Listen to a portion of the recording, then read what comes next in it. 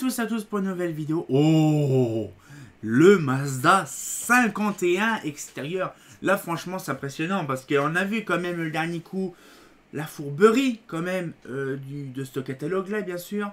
Là franchement on va le découvrir ensemble là avec amour.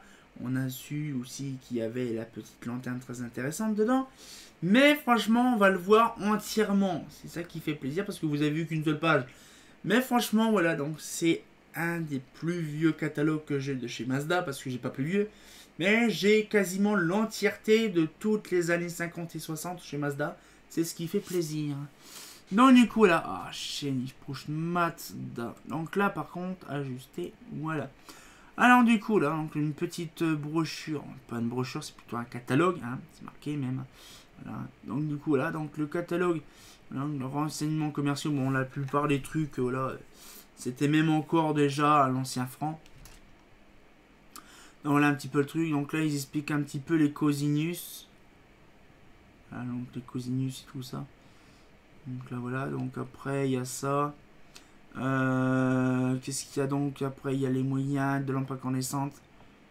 Ah ok d'accord. Ah ça c'est les mercures, MA 300, MA 500. Ah d'accord.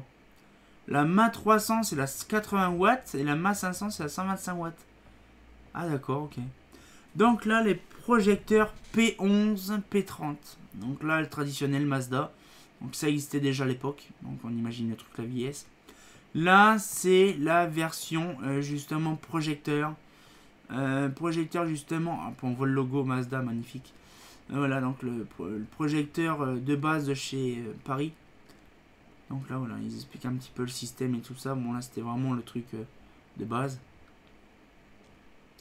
Après nous avons le PA 4075. Donc là c'est pas celui qu'on a à nous, mais c'est un autre. C'est le même sauf que ça a changé de nom entre deux. Voilà. L'armature AF 620. Alors ça par contre la F 620 c'est pareil. Vous imaginez on pouvait quand même avoir quasiment au moins je crois c'est 6 tubes, je crois, c'est ça, ouais, 6 tubes. On pouvait avoir jusqu'à 6 tubes fluo dedans.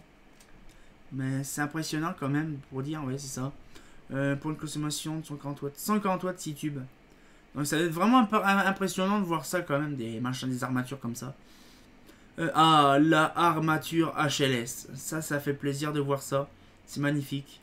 Donc du coup là, ils expliquent un petit peu. J'aime bien leur système qu'ils font de travers comme ça, c'est joli. Là, donc là, c'est l'intérieur de l'armature HLS, donc ça c'est pour les postes de station. Je savais même pas en fait que ça existait vraiment pour ça en fait. Et la fameuse réflecteur ST1, donc l'armature ST1. Franchement j'étais sur le cul de voir que ça existait en fait en vrai. Mais voilà, donc là, puis ça c'est les armatures Mazda, donc c'est pareil.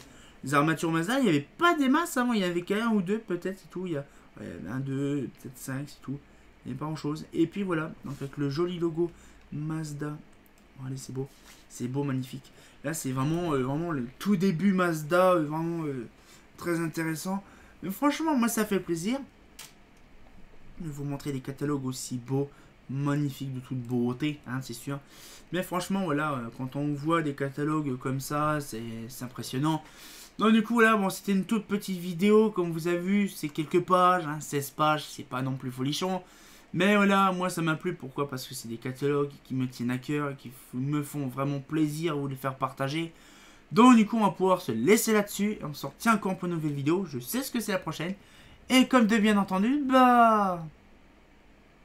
la ST1 dedans, de Sony Duval bien sûr. Ah, fait pas faux.